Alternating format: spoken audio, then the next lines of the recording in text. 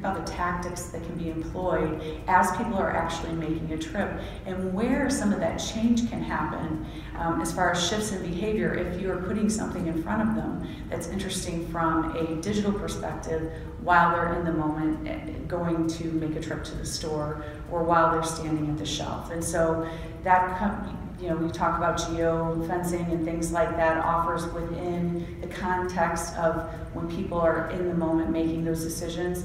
This shows that mobile is definitely on the rise. That's one of the things that people indicate that they're using a lot, not just from the mobile websites and apps, but also checking their email while they're in store, looking for offers there as well.